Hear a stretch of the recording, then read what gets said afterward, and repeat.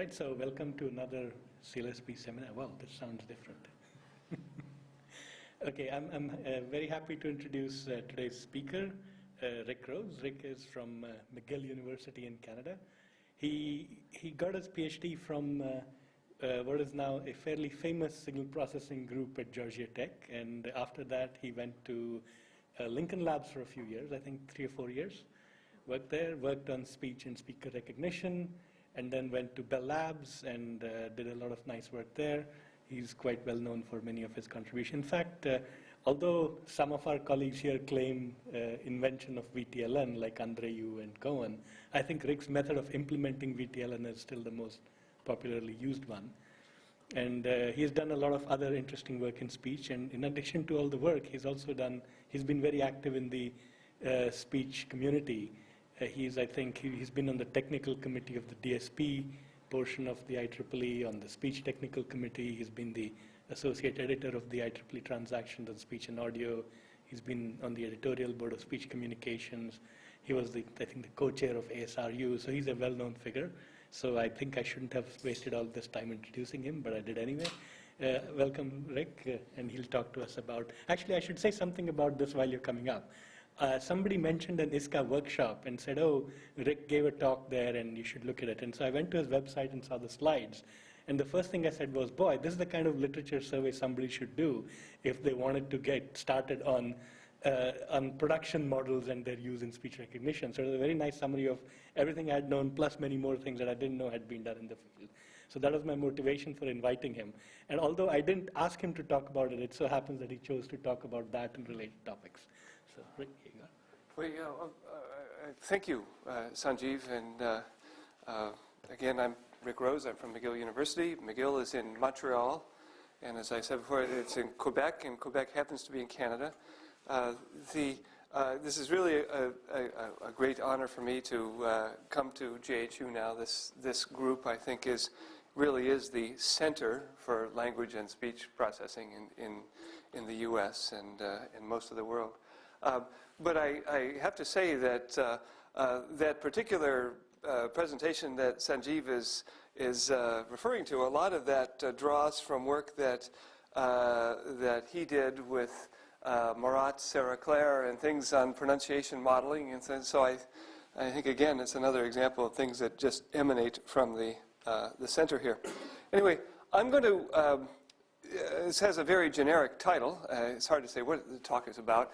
I'm basically going to talk about mechanisms for reducing mismatch between trained statistical acoustic models and speech that's taken from some new domain, and under the sort of assumptions that we only have very small number of observations, seconds of observations from this new speech.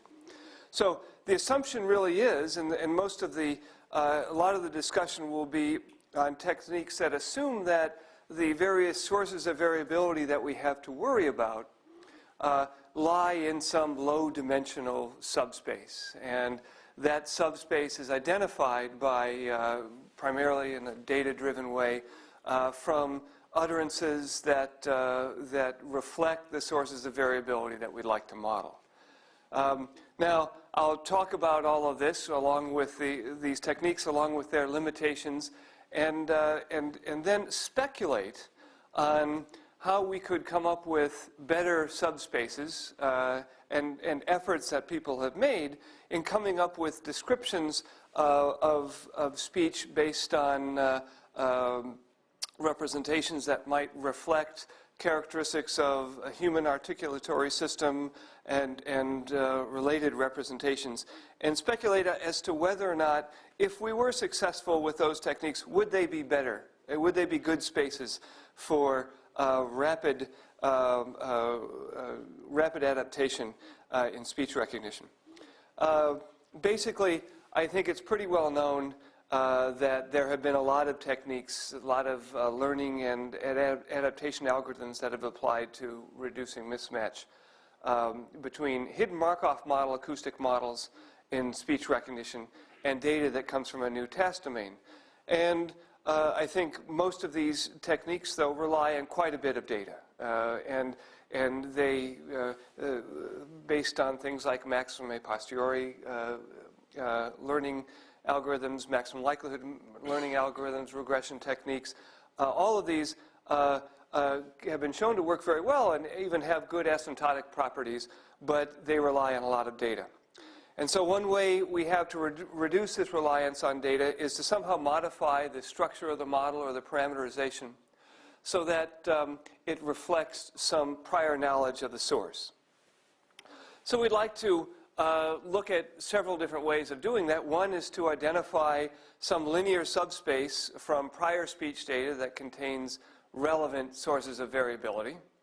Another is to try and identify characteristics of some underlying low-dimensional nonlinear manifold that describes speech variability, or maybe look in a textbook and look at theories of speech production and articulatory dynamics and acoustic phonetics and see if we can build models around these theories. So there's been a lot of work done on linear subspace approaches.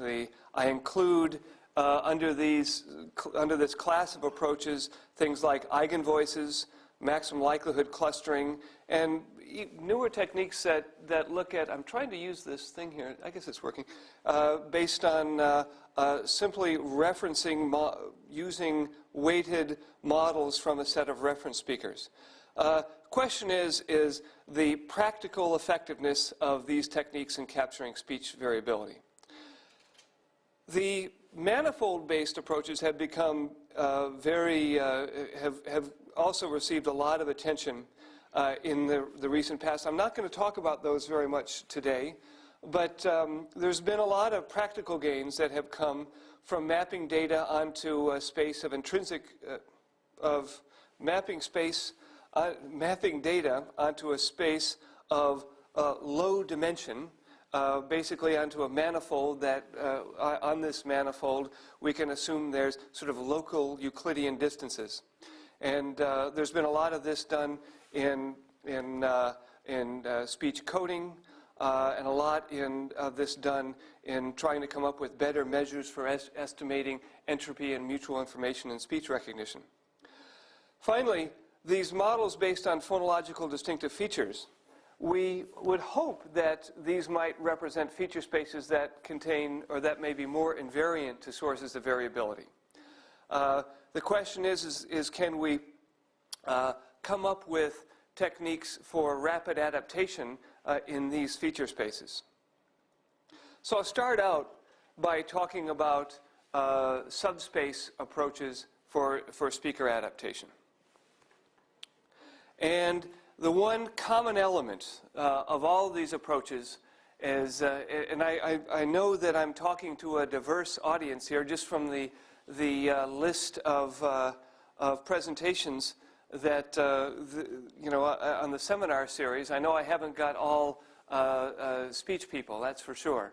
But this is all the hidden Markov model discussion we're really going to have today. Sorry about that. But basically, we're going to think of our continuous Markov model, underlying first-order Markov chain described by its transition probabilities, a set of state-dependent Gaussian mixtures representing the observation densities, and we'll reduce this problem to looking at our model as being just a set of C component Gaussians, where each Gaussian has got its mean, mu, and covariance matrix sigma, and we'll generally assume that our covariance matrix is diagonal.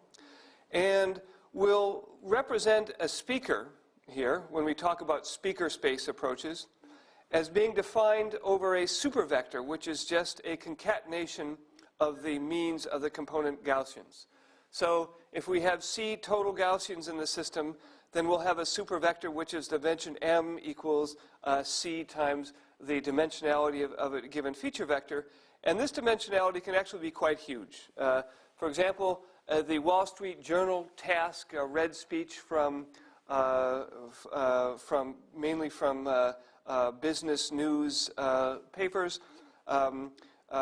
Models trained from about 85 hours of speech can have as many as a couple of 100,000 Gaussians, and this can result in a supervector dimension of about 8 million. So these approaches tend to have two components. One is to identify the basis vectors of a low-dimensional speaker subspace from these speaker-dependent supervectors. So we're starting off with a set of supervectors from, let's say, capital S speakers, and we'd like to identify a set of basis functions, capital K basis functions, where capital K is much less than the dimensionality of these supervectors, much less than M. And we're going to then assume that all the variability that we try and represent is within the span of this basis.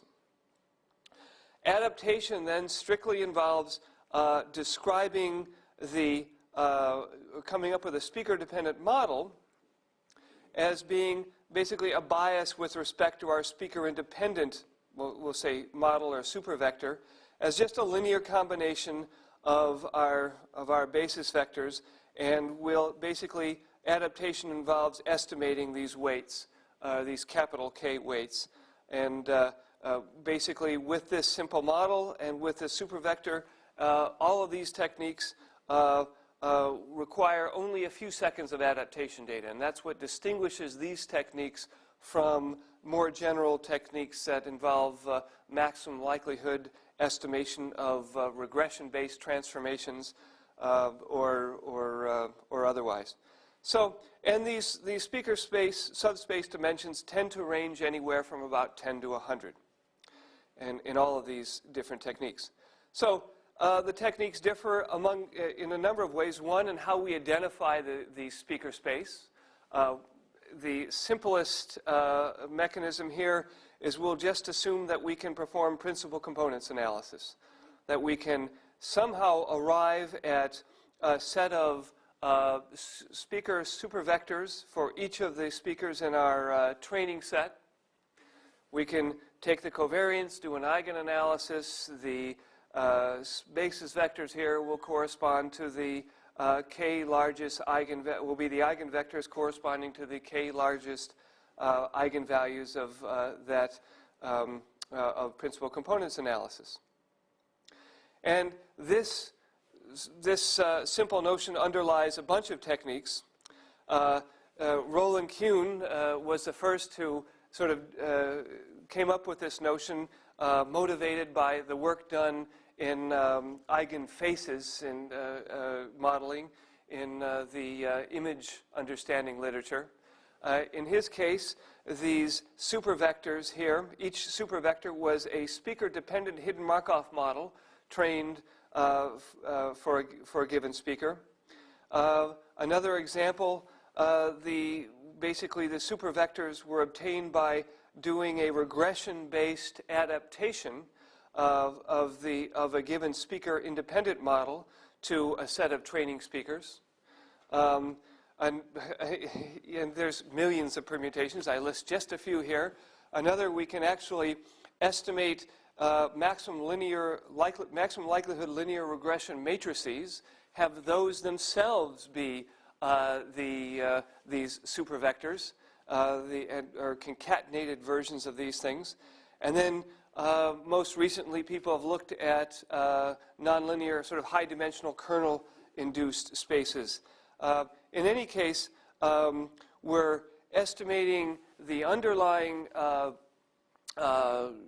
speaker subspace by forming a principal components analysis from from these supervectors, regardless of how we define those supervectors. Another mechanism for identifying the subspace is through maximum likelihood clustering. The idea is that we'll start with some speaker-dependent training observation vectors, a set of observations, a set of utterances from each speaker, a speaker-independent model, and some initial estimate here of these set of basis vectors. And we'll use the EM algorithm to iteratively re-estimate these weights and basis vectors to maximize likelihood and essentially to maximize this auxiliary function, which is a function here of these lambdas. The updated lambda really corresponds to the updated speaker-dependent supervector, which itself is a function of the weights and the basis vectors in this subspace model. So really all you have is a procedure where we start off with our speaker-labeled training utterances, our speaker-independent model, and our initial estimate of the basis vectors. We estimate the speaker-dependent weights from these basis vectors. Using these weights, we estimate new subspace basis vectors, and we iterate. And we do that until it converges, which doesn't take very long. And I could have defined my terms here. That might have helped a little bit. Basically, this auxiliary function is given in terms of the component subvectors. Small m here corresponds to a given mixture component. This is a subvector of the supervector for speaker S and mixture component M. These are the covariances of our speaker-independent model, and we're assuming that all of our data has been aligned with our model, and that alignment is represented here by our HMM state occupancy probabilities or component occupancy probabilities, giving us the alignment of observation from speaker S at time t to mixture component M. E0 could come, let's say, from PCA or something? Could be randomly initialized. Yeah, that turns out not to be that critical.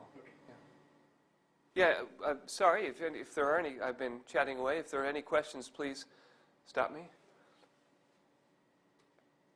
Okay, and examples of this include the cluster adaptive training from McGill's, some techniques also implemented at Speech Technology Laboratory for simultaneously estimating these acoustic biases along with context decision trees, and some maximum likelihood linear bias estimation done at McGill.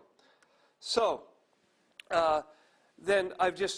we've just talked about two different techniques for identifying this subspace. One actually using principal components analysis, another just using maximum likelihood clustering. But both of these techniques, in all of these variants, basically perform adaptation, given some small amount of adaptation data from the speaker, by maximum likelihood estimation of weight vectors, and that process basically, as I mentioned before, we're just estimating the weights from adaptation data to come up with our our speaker adapted supervector mu sub s. And again, the big advantage is it's great for small amounts of data, and we'll see it's got, on the other hand, the cost of that is it's got very bad asymptotic properties, and we find that we can get away with a reasonably low dimensional subspace. So now, I mentioned here that these maximum likelihood approaches have give us great performance for small amounts of data and have bad asymptotic properties. On the other hand, there's been a great deal of work, and I've had some discussions with people here today on factor analysis techniques for speaker identification. And basically, the big assumption here is we can train subspace models both for to describe both speaker variability and channel variability, assuming we have a set of utterances that of many speakers recorded over multiple channels. And so that happens to be a characteristic of the of the training data for the NIST evaluations. And people like, I mean, there's been groups at CRIM in Montreal, Patrick Kenny, as I list here. There's a group in Australia, South Africa, Germany, that have sort of latched onto these techniques here. And the general idea here is we represent our sort of speaker-specific, channel-specific supervector as a sum of a speaker-dependent component here and a channel component. Both of these are given in terms of subspaces, and we'll refer to these here as basically latent vectors in both our speaker space and our channel space. And we can estimate and we're using different terminology here now. We're basically doing map estimation and using the factor analysis terminology. We're estimating instead of a basis here, or these speaker and factor loading matrices. So in general, training these assuming we have speaker utterances, speakers speaking over multiple channels, we can estimate the channel and factor loading matrices and our speaker-independent model, and that's generally in the speaker verification world is referred to as the universal background model. These are all estimated sort of from background speakers. And then in general, the difference between this and our maximum likelihood approach is that these estimates are based on joint posterior distributions of the speaker and channel latent vectors. Okay? So we've gone from having a maximum likelihood subspace to having, and their associated basis vectors, so referring to these as channel and factor loading matrices. And instead of having weights that we estimate using get point estimates of from a maximum likelihood procedure, we're estimating the posterior probabilities of the speaker and channel latent vectors. And in general, adaptation then involves map estimation of speaker-dependent hyperparameters. And for those, basically, when we have an enrollment utterance from a particular speaker, we'll obtain the speaker factor loading matrix, and then as a result, the supervector for that speaker from a target speaker utterance. And then we could perform verification from likelihood ratios we derive from these speaker-dependent things. So this is a little bit of a diversion. Basically, the point here is that these very rapid adaptation approaches that we implement from a speaker subspace point of view, we're able to do adaptation with only a few seconds of speech. The factor analysis approach here to speaker verification and the implicit adaptation that goes on really happens using minutes of speech, as is characteristic of the evaluation data in these NIST evaluations. Okay, so what are some of the issues? The first is that we get a limited effect on word error rate in adaptation scenarios. We can profit from a few seconds of data, but beyond that, it doesn't buy us very much. There are storage issues. We were looking into implementing these things in a sort of a telecommunications commercial application, and the fact that these supervector and subspace dimensions can be huge was an issue. The other question is what's the importance of this speaker space?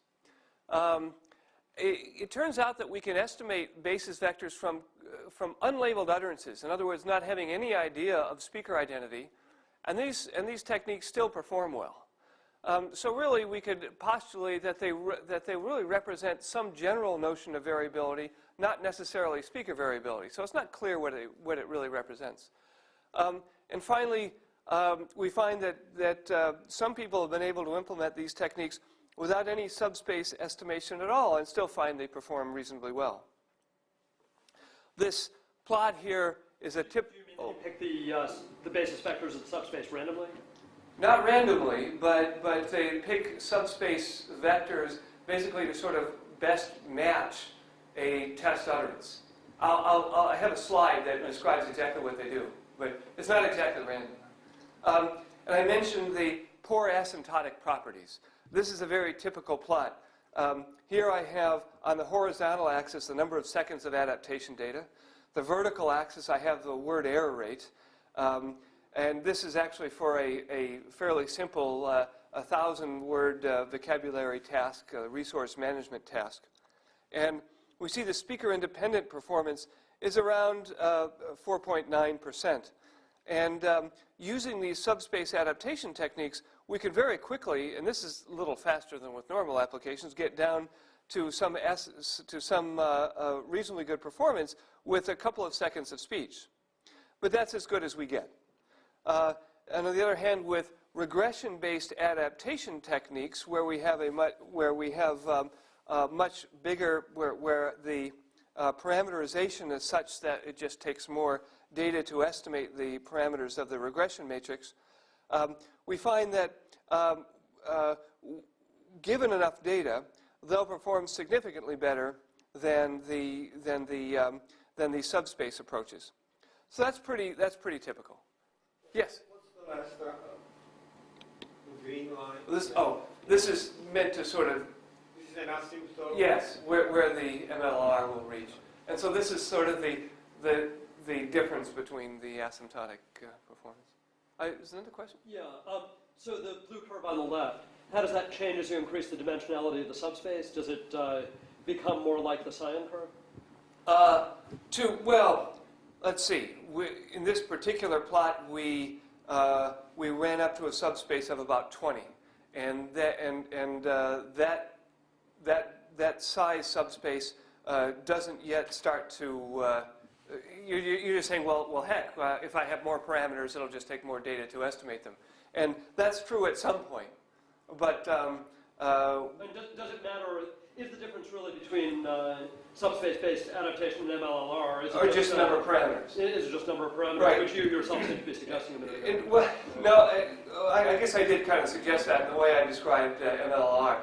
But in fact, we varied this up to about 100, and it doesn't converge quite as fast, but the differences are small compared to the difference between here and here, for example. So it's not purely just the number of parameters. Yeah. But I do question the effect of the subspace as well here. One other point, and this is a small point, is just the computational requirements, which is, from a theoretical point of view, is not a big deal. But from when actually implementing these things in an actual telecommunications application, we see that this Wall Street Journal example where we had these supervector dimensions of about 8 million and a total subspace dimension of, say, 10 to 100, we can have up to a few gigabytes for storing these basis vectors. You know, if I have 100 basis vectors, each of them, 8 million components in size, that can be huge. And so that is an issue in building these things. So what you can do is, if we strictly look at the speaker subspace adaptation here as a generative model, where basically we're assumed that we start off by generating at time t a mixture component m at time t, and we then generate our observation vector at time t, assuming that mixture component. So this is our subvector component for mixture m sub t, and with an error term here given by epsilon.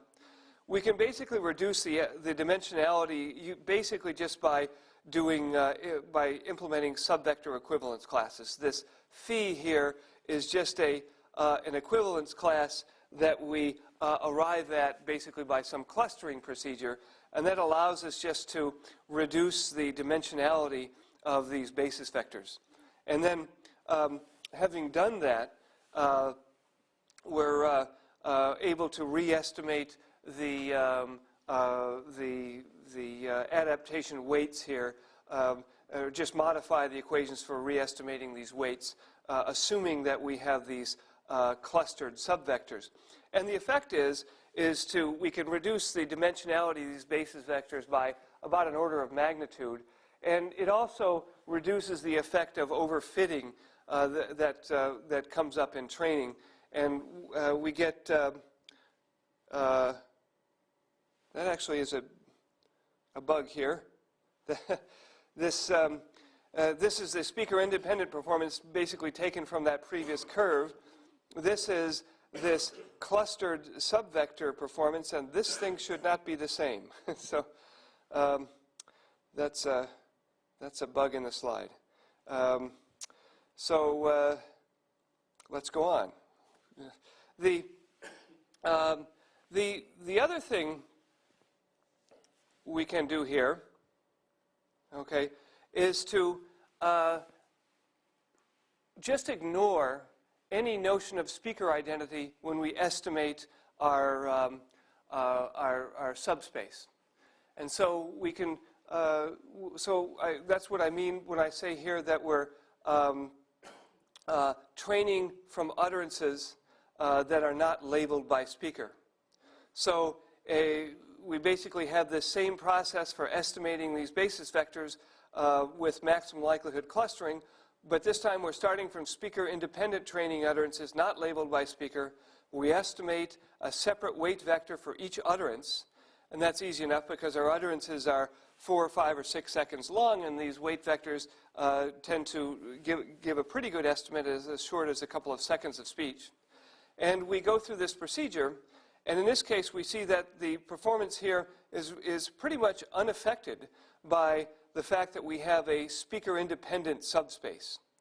And so the point here is that, again, I've taken these figures from these figures from that previous plot, and what we see here is that we get about the same performance whether we have trained these subspaces from speaker-dependent or speaker-independent labeled data.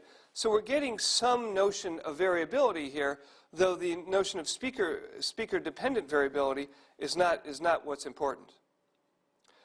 Now, the last sort of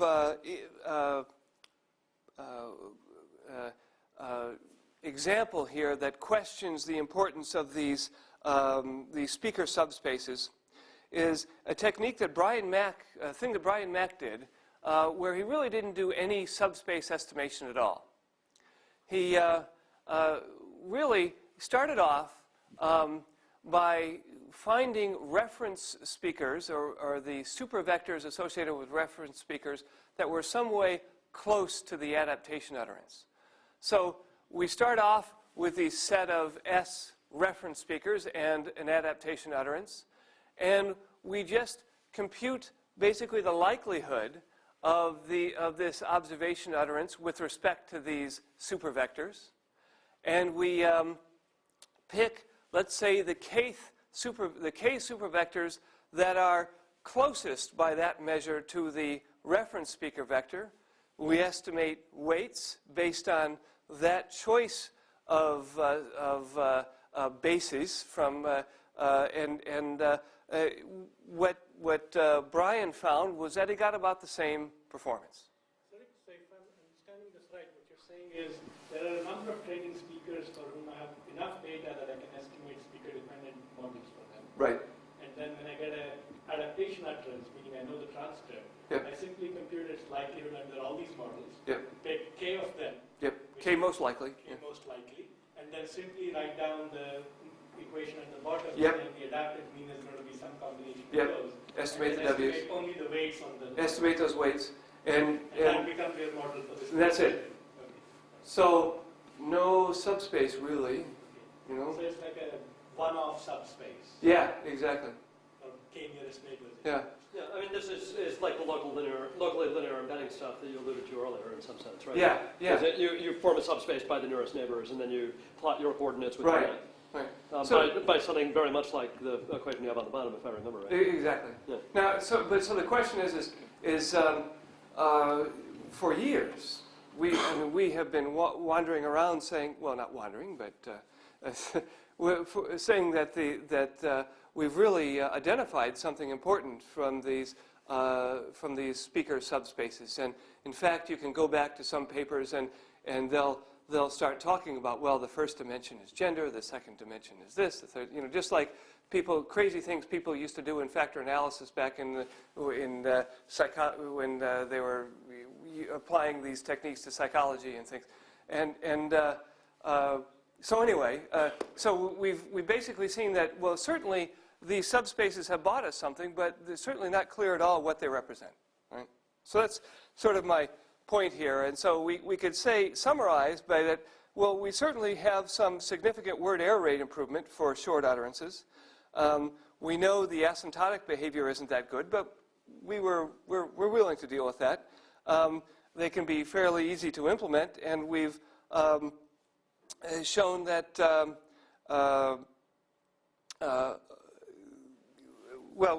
we've been able to show that there's been a variety of sources that this thing has been able to model lots of sources of variability that are contained in these training utterances, although we can't point to anything in particular, and specifically we can't identify any sort of physical relevance to the subspace basis vectors. And that's probably not surprising to most people, but just to make that clear. The reason I put up this slide just for a microsecond is a similarity. This technique here, where we're basically just taking speaker models, we're selecting the closest ones to an utterance, and we're using and we're basically coming up with a speaker-dependent model as some linear combination of these close models. It's not all that different from what I guess we refer to as frequency warping-based speaker normalization. The idea there is that we will basically warp the frequency axis during feature analysis in order to somehow better match the utterance to the acoustic model that we're working with in recognition. And the way we do that is we have some discrete ensemble of these possible warping functions, and we pick the warping function which gives us a warped utterance that is closest to the that somehow in a maximum likelihood way gives us a warping utterance which is closest to the HMM model. And here again we get significant word error rate improvement for short utterances. It can be easy to implement, and there is perhaps some physical relevance to this transformation, right? That you could say, that warping the frequency axis is directly related to, say, the length of the vocal tract. People would argue against that, but you could see here's a very efficient adaptation, or in this case, speaker normalization approach that that is based on some. You could argue that it's based on a physically plausible space, and perhaps there's more like them, right? That this might not be the only one. That's and just for people who aren't familiar with this technique, I know I have a lot of natural language people here, but in general, our feature analysis procedure is pretty simple. We chunk the speech up into roughly centisecond frames, marching along at 100 frames per second. We do a spectrum analysis and keep only the spectral magnitude. Then we apply what we call a filter bank. People who design filter banks for a living would laugh at that filter bank. It's basically a sort of set of weighting functions which are meant to, and the width of these filters are meant to represent the various things relating to human perception, in particular the differences in speech. Oh boy, help me. We can't resolve frequencies as well at high frequencies than at low frequencies. That phenomenon. Don't let my colleagues hear me talk that way. The idea is that we can we can apply, we can warp the frequency axis by basically just warping this frequency, this filter bank. And we, and the way this is done is we'll take anywhere from, say, 10 or 20% compression and expansion of the frequency axis, come up with an ensemble of these possible warpings, and evaluate the likelihood of all of them by warping our axis, warping our filter bank, computing the likelihood of that warped utterance, and then picking that warping function, which gives us the highest likelihood. So, skipping ahead a bit. Okay, so the techniques that I've talked about so far, the main point has been is that we get some benefit from estimating these subspaces, but it's not clear what they represent. And they certainly don't represent the kind of physiologically relevant phenomenon that people might like. So the question is can we benefit from representations that are based on, say, phonological distinctive features? The case can be made and has been made. The techniques that people have tried have been basically having these phonological distinctive features serve as sort of a hidden process in a statistical model. We would hope that these features might exhibit the kind of invariance properties that are associated with articulatory gestures. We might hope that variability can be modeled directly along the trajectories of these feature dimensions. So that's these are this is the speculative part of the discussion here. This invariance I talk about has been pretty well documented.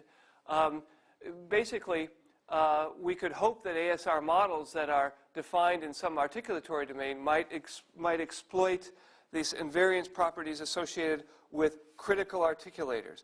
And a critical articulator is designed to be that articulator which is most crucially involved in a consonance production.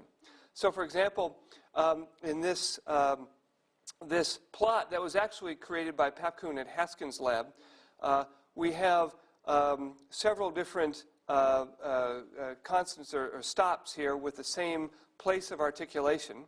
And then along the vertical axis, we have the trajectories, sort of normalized trajectories of the of those particular articulators, as measured by tracking the movement of microbeams using this X-ray microbeam technology. And we could see that the articulator responsible for producing the, let's say the obvious one, the T and the D, the tongue tip will be most responsible for producing these stops. And you can see the variation of the movement of that articulator for that particular sound is much less than the variation for the other articulators. Are these graphs within speaker? No, they're not. They are normalized, though. Yeah. And so I take it that within speaker you'd still get a lot of variability because of co-articulatory influences in the non-critical articulators? That's a suggestion, yeah. I didn't make the plot, and I'll just assume that that's true. Okay. Yeah. And right, and so the argument here is when we talk about invariance associated with articulatory phenomenon, we're talking about this kind of phenomenon, that this particular case where we see that the critical articulator is less susceptible to co-articulatory influences and has less overall variability. Now, the other point I made here was that we can model variability directly along the trajectories of feature dimensions. And there's been a bunch of efforts, Raimo Bakis at IBM, John Bridle and Li Deng, and there's actually a JHU workshop 7 or 8 years ago where people were building models of based on articulatory trajectories. The basic idea is I can start with a time-aligned phonetic transcription, and from that I have a model of describing how the targets of these articulators will how their dynamics will actually evolve into the position of actual articulators, the articulatory realized path, and how those articulatory positions then will then be mapped into acoustics. And so I can, starting with a sequence of phonemes, I could then, my model will tell me the sequence of target articulatory positions. My dynamical model will tell me the actual articulatory path that will arise from those articulatory positions, and my articulatory to acoustic mapping will give me the actual acoustics. Okay?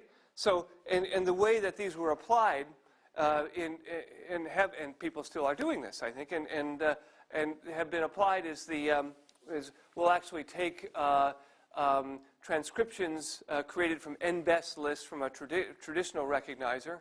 We'll put them into this model, we'll generate our acoustic features, and we'll compute some sort of a distance between these hypothesized features generated by this model and the actual utterance.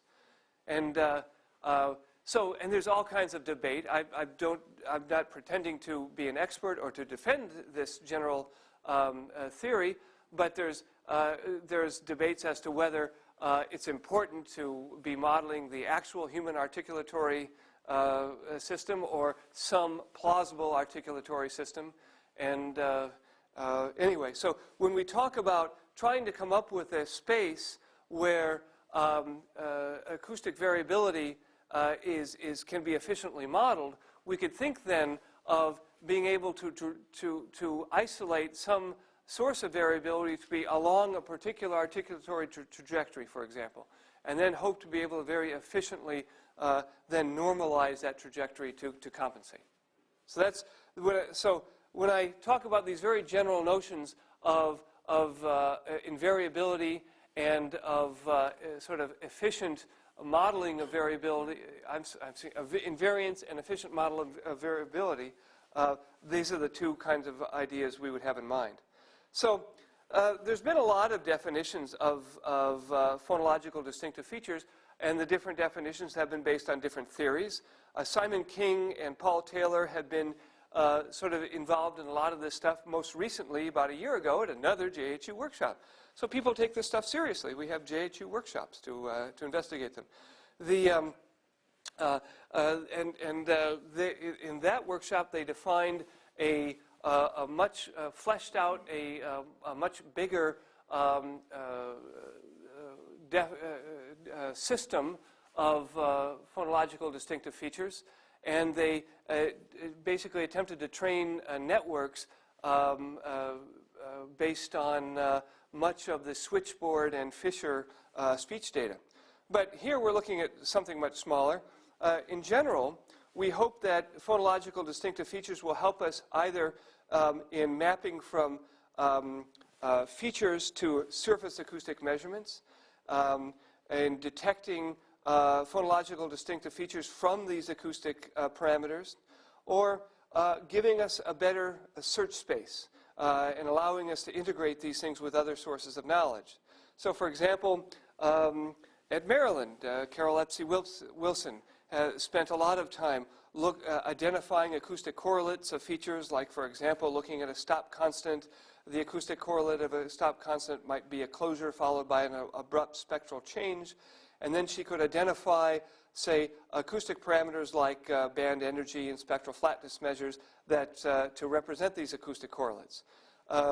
Then the second thing is basically detecting these phonological distinctive features from acoustic parameters.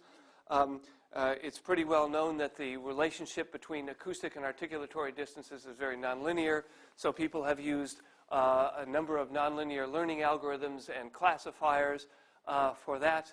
Partha Niyogi at Chicago has been using support vector machines, and a host of people have been using various different neural networks for training these neural networks from phonetically labeled speech, and then arriving at sort of the truth labels for the phonological features by a table mapping from these phonetic labels. Finally, people have looked at a number of applications here for integrating these things into search. Most interesting one is, again, Karen Levesque at MIT, who was one of those participating in last year's workshop, was actually looking at modeling pronunciation variation by defining her lexicon in terms of phonological distinctive features and treating these things as sort of loosely synchronized events. I think basically I'm just about out of time. I've only got about 5 minutes. But what I'll try and do is answer a few questions very quickly. And these questions are, have phonological distinctive feature systems resulted in better ASR performance? So far, I'm going to say no. Not to my knowledge anyway, not by themselves. Do phonological distinctive feature-based systems carry new informations? Yeah, I think so. Are these systems that are based on different acoustic phonetic theories really functionally different? I mentioned back here that we're training these detectors based on to detect phonological distinctive features from different derived from different theories, basically from labeled speech corpora. Well, how do we know that those aren't just sort of different representations arriving at the same information? I think we could say yes. And the last question is can these feature spaces be more efficient for speaker adaptation? That's not clear. One common thing that's been done lately is to actually train phoneme recognizers based on systems that look like this. We have we'll have some sort of filter bank like we would in a regular speech recognizer.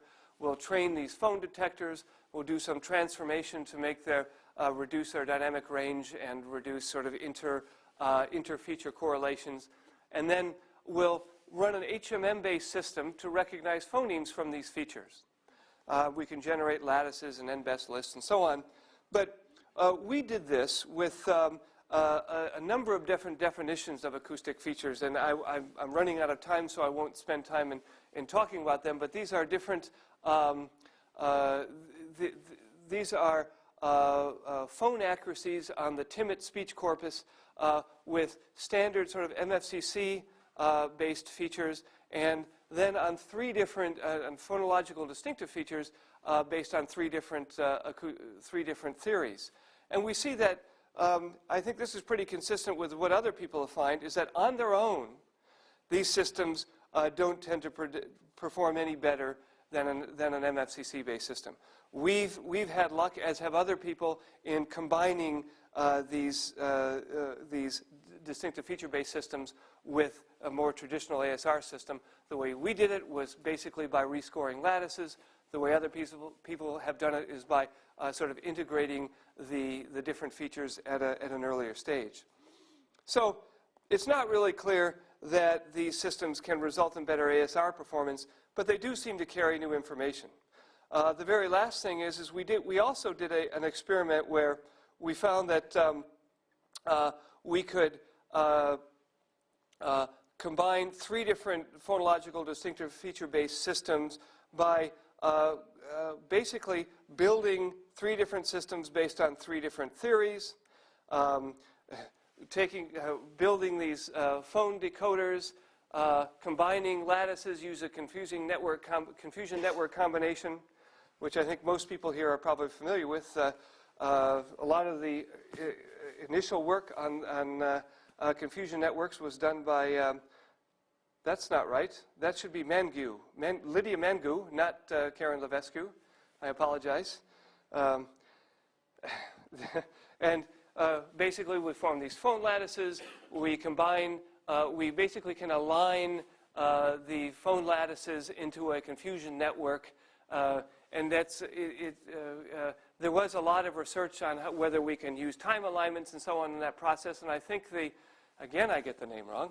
Just one Romanian woman. Yeah, that's right, they're both Romanian. Yes. I lost my train of thought with that. That's right. There had been a lot of work that Lydia had done in looking at how time alignment might be important in forming these confusion networks, and I think the consensus well, not the consensus, but the general thought now is that basically doing these string alignments in forming confusion networks does about as well as anything. And so we implemented that machinery and rescored this combined system using the posteriors that on these alignment points here of the confusion network. And we found that combining with all these systems gave us I wouldn't say a dramatic improvement over a basic Mel-frequency Kepstrom-based system, but a substantial one. So we see that there's really information in these features, and features based on different theories carry really is complementary in some way. But I guess I'm rushing because I know my time is out. But to summarize, I guess we can't really say that it's not clear how we're going to acquire this model structure from phonological distinctive features. So in the end, the performance of these data-driven approaches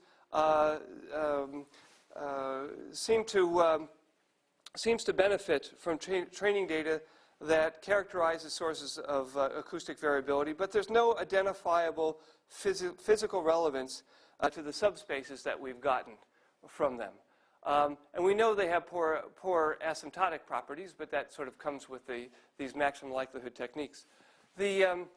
Finally, as we've looked at defining the model structure based on some notion of an articulatory-like space, we think these things have potential to make these learning processes more efficient, but it's not clear how we're going to do it.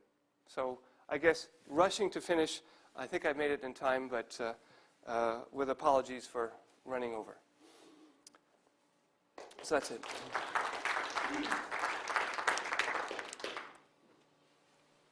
Yeah, Jack. So what do you mean by different acoustic phonetic theories? Or acoustic/phonetic theories? Yeah, I'm sorry, I completely skipped over that. For example, the theory of government phonology is, I think the term government phonology, that's a theory that sort of exists on described speech at many levels, and I think the term it's not any particular government that proposed it, it's the way the different levels of the description interact where the term government comes from. But I think the multi-valued features that Simon King was suggesting, and these features, these binary features that come out of Chomsky and Hale, are more based on speech production. And these guys are probably closer to the acoustics. I think that's actually a misconception. Jason can correct me. I think Chomsky and Halley's features are phonological in the old sense, that is, phonological to they're strictly key to the operation of rules, phonological rules. I don't think, they're not exactly neutral between articulatory and acoustic. But actually, the reason I'm asking this question is, I don't know that there is a theoretical difference in acoustic phonetics that makes a difference in speech recognition. That is, the facts are pretty clear, and there are different schemes for representing the categories. But well, as far as they give you different backoff because they define different natural classes.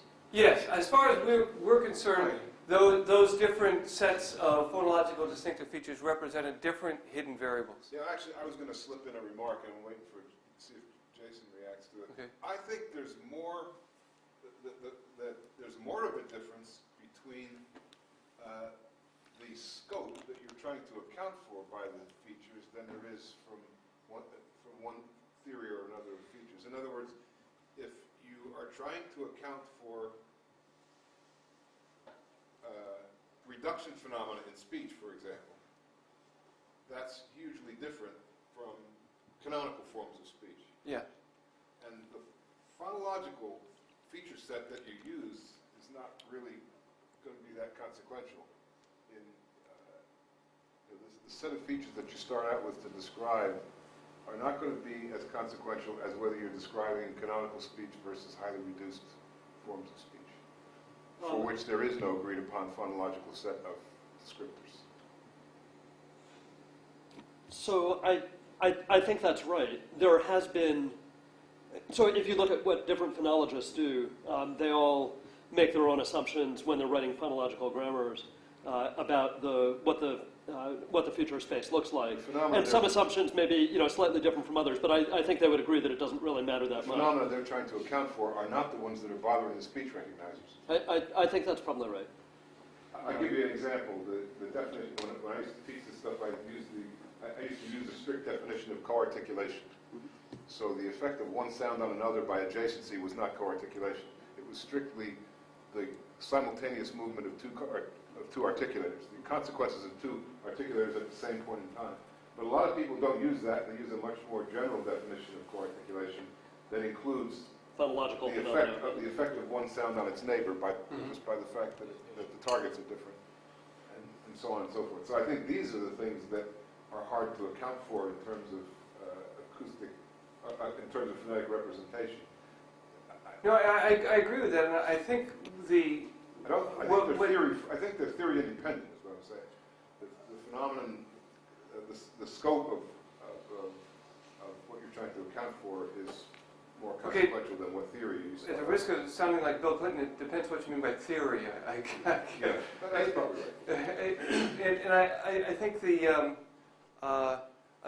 for example, the multi-valued definition of multi-valued theories isn't really, features isn't really a theory at all. It's a parameterization that was sort of suggested by somebody as a trade-off. And Any ternary feature can be made into two binary features. It's really not Yeah. consequential how you do that. But I think that, but I would argue though that if you call it a theory of government phonology, I think that in terms of the description, the level of description it tries to provide is really a bit different from the other two, which are different sort of variants on whether you call it speech production or just convenient descriptions to describe distinctive differences between phones. Yeah. Maybe I'm quibbling because it is a matter of scope. I think. What's the scope of facts that this theory claims to explain?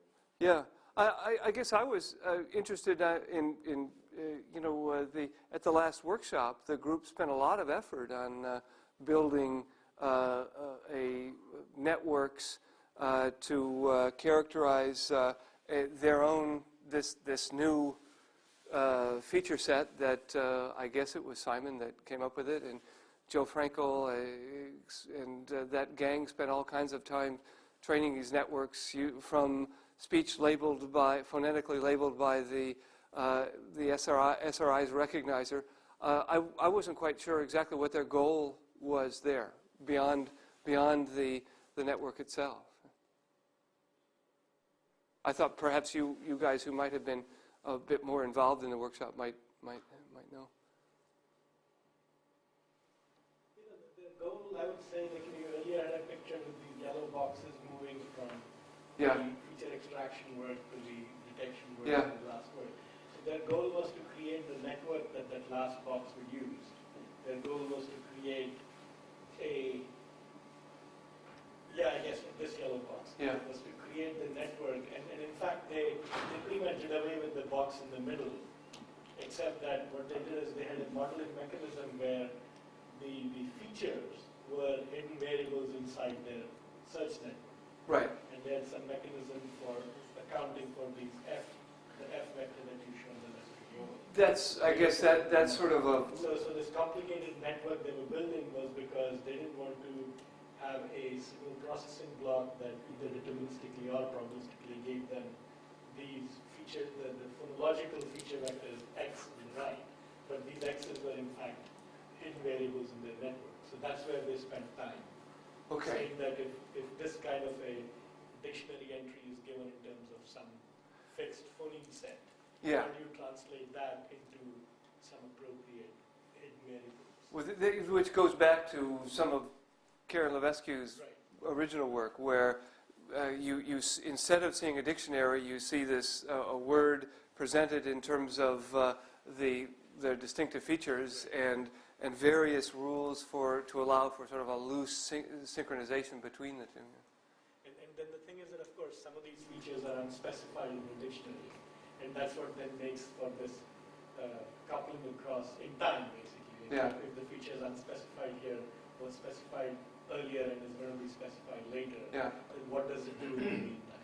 Right. So that's where they had to spend some research energy trying to come up with a model which did something sensible conceptually. Right. Right. Because those in turn were consequential in assigning likelihoods to be observed. And I guess the other issue there is they actually, their targets were actually arrived at from a base form pronunciation. So there, right there is a little bit of an issue that, instead of starting from surface form phonemic labeling, they're just taking a base form dictionary and generating the targets. No, but they didn't have that distinction which you showed much earlier, where there was a nominal target and there was a realization. Yeah. And the realization need not equal the target. Okay. And then the realization affected the observed acoustics. So there were variables which modeled the latent realizations of the articulations. So that's about as well as I can do. Yeah. Any other questions about any other parts of the talk? Yeah. You said during the talk that the combination of these features are by confusion networks. Okay. And you mentioned that there are some other attempts at combining at an earlier stage. I was wondering what some of those attempts are. Oh, okay. I guess we had looking at the issue is gee, if the these individual systems by themselves don't do much better than your sort of traditional MFCC or sort of surface acoustic based system, how can I integrate them? And generally what people will do is they'll either just concatenate them or they'll do some sort of a factored approach that you can define different observation streams and so on. We did something even simpler is we just had the traditional MFCC system generate a lattice, and we used our feature-based system to rescore that lattice.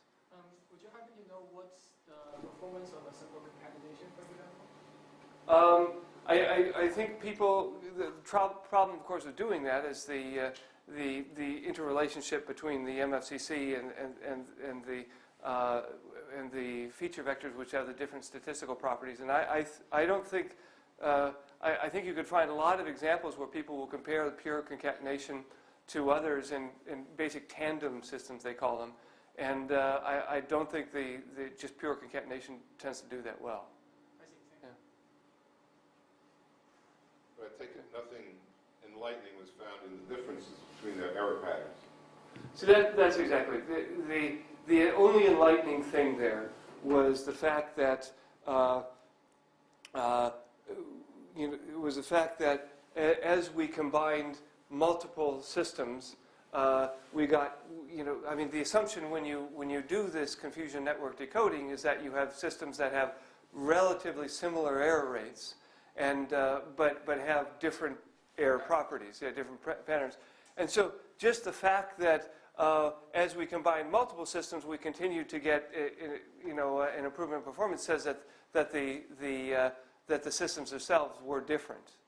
The errors that the individual systems were making were different. But beyond that, we really can't say much of anything. It's sort of contradicted by two. Which was?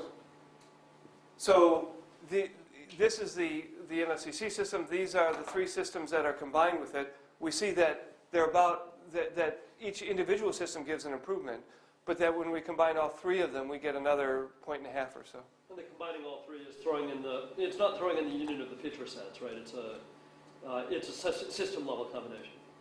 That's right. I mean, It's output combination.